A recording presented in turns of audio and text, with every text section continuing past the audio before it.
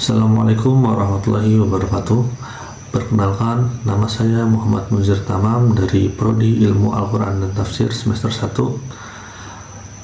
Dalam video kali ini saya akan menjelaskan tentang tafsir Al-Quran, tafsir tahlili Al-Quran surah Al-Baqarah ayat 34 sampai dengan 39.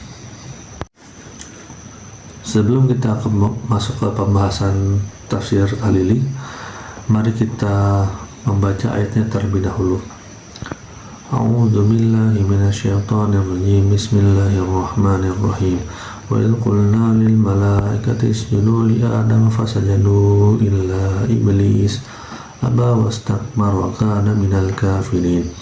وقلنا يا آدم اسكن أنت وزوجك الجنة وكلا منها رغدا حيث شئتما ولا تقربا هذه الشجرة فتكونا من الظالمين فأزلهما الشيطان عنها فأخرجهما مما كانا فيه وقلنا اهبطوا بعضكم لبعض عدو ولكم في الأرض مستقر ومتاع إلى حين فتلقى آدم من ربه كلمات فتاب عليه إنه هو التواب الرحيم قل اهبطوا منها جميعا فإما يأتينكم مني هدى فمن تبع هداي فلا خوف عليهم ولا هم يحزنون والذين كفروا وكذبوا بآياتنا أولئك أصحاب النار هم فيها خالدون. Yang artinya, ingatlah ketika kami berfirman kepada para malaikat, sujudlah kamu kepada Adam, maka mereka pun sujud kecuali iblis. Ia menolaknya dengan menyombongkan diri dan ia termasuk golongan kafir. Kami berfirman, wahai Adam, tinggallah engkau dengan istrimu di dalam surga, makanlah dengan nikmat berbagai makanan yang ada dalam sana sesukamu, dan janganlah kamu dekati pohon ini sehingga kamu termasuk orang-orang yang zalim. Lalu setan menggelincirkan keduanya darinya hingga keduanya dikeluarkan dari segala kenikmatan ketika keduanya ada dalam sana. Kami berfirman, turunlah kamu, sebagian kamu menjadi musuh bagi sebagian yang lain. Serta bagi kamu ada tempat tinggal dan kesenangan di bumi sampai waktu yang ditentukan. Kemudian Adam menerima beberapa kalimat dari Tuhannya, lalu dia pun menerima taubatnya, sehingga dialah yang maha penerima taubat dan lagi maha penyayang.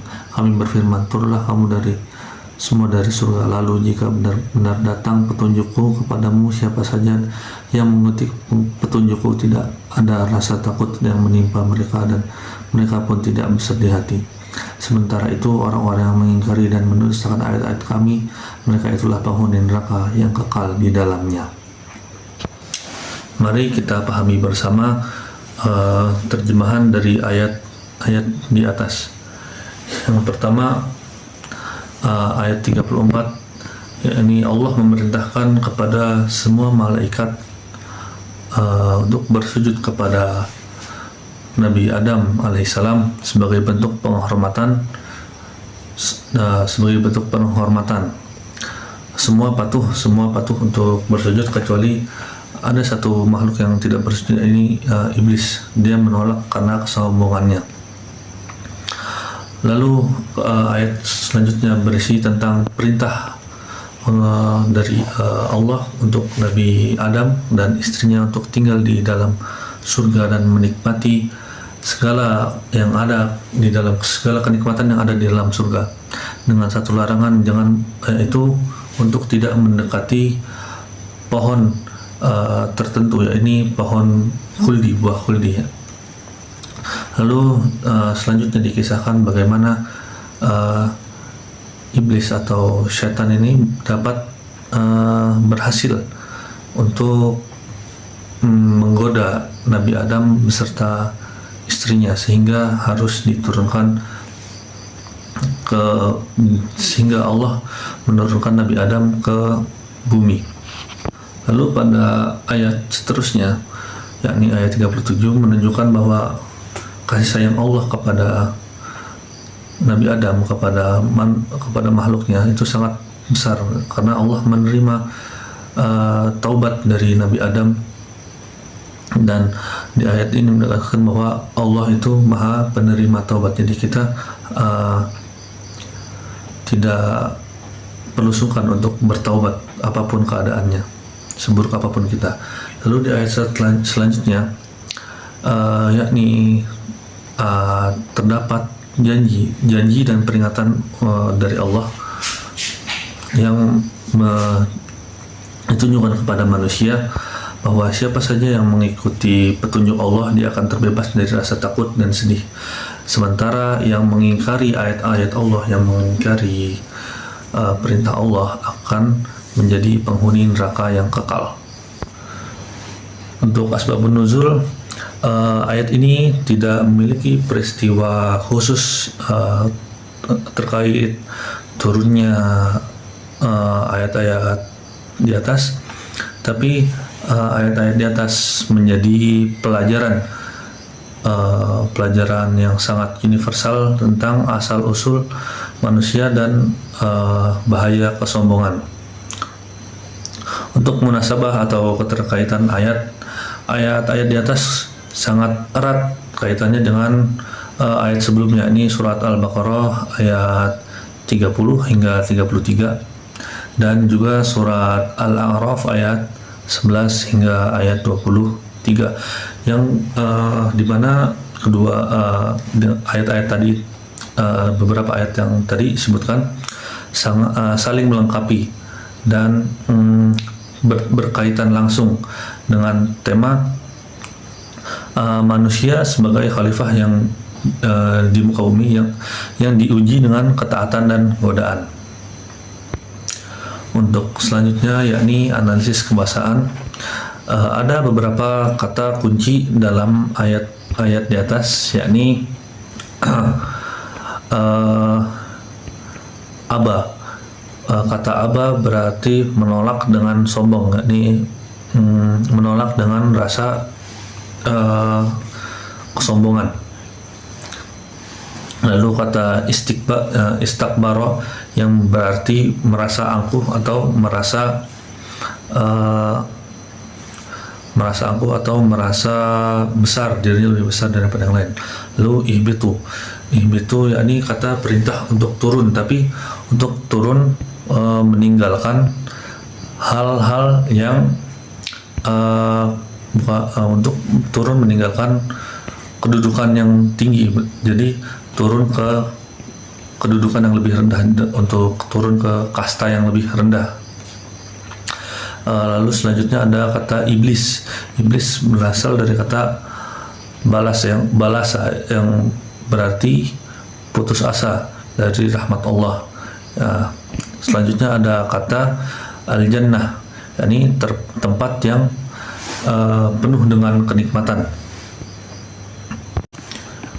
Ya, untuk selanjutnya untuk tafsir tahlili, menurut para mufassir dari Imam Ibnu Katsir menekankan bahwa sujudnya para malaikat kepada Nabi Adam adalah bentuk penghormatan, pengakuan atas keutamaan ilmu, karena dikisahkan bahwa di ayat sebelumnya dikisahkan bahwa Allah Subhanahu wa taala memerintahkan kepada para malaikat untuk menyebutkan nama-nama benda di langit seperti matahari, bulan, bintang, tapi tidak ada satupun malaikat yang mengetahuinya, dan diperintahkanlah Nabi Adam untuk menyebutkan benda-benda yang ada di langit tersebut, dan Nabi Adam dapat menyebutkannya satu persatu dengan lancar.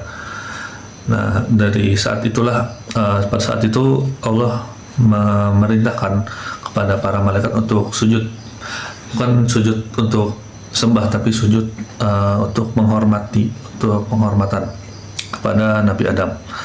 Dan juga Nabi Adam sebagai manusia pertama, sebagai khalifah di muka bumi. Ya, dan menurut Buya Hamka menegaskan bahwa konsep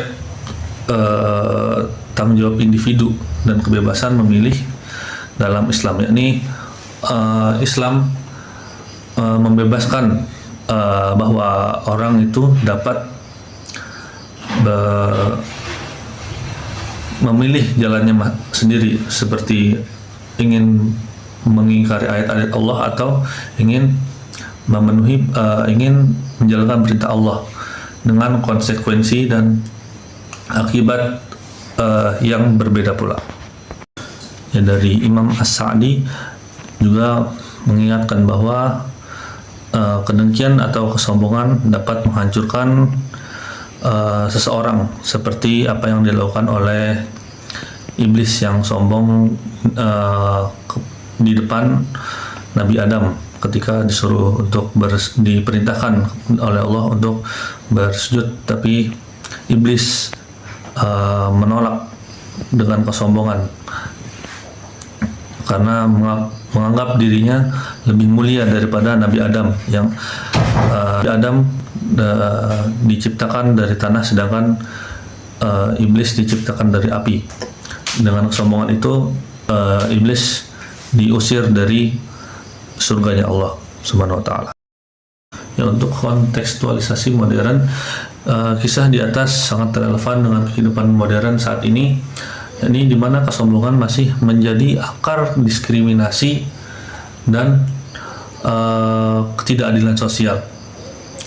Yakni saat ini masih terjadi orang-orang kaya, pejabat-pejabat yang masih menganiaya atau mendiskriminasikan orang-orang yang tidak memiliki jabatan atau orang-orang miskin. Untuk pohon terlarang, ini mengingatkan kita kepada batasan-batasan moral yang harus dijaga, bukan hanya di dunia kita saat ini, tapi di dunia digital juga. Dan etika digital menjadi penting. Jangan sampai kesombongan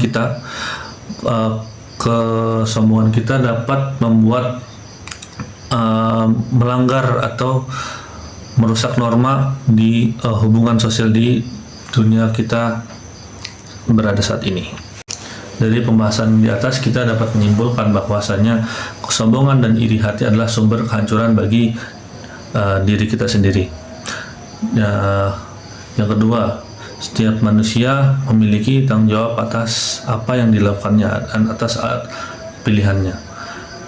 Yang ketiga, seburuk apapun perbuatan kita, tobat kita pasti akan diterima oleh Allah Subhanahu wa taala, karena Allah adalah Zat yang Maha Pengampun dan Maha Penyayang. Sekian dari saya. Wabillahi taufiq wal hidayah.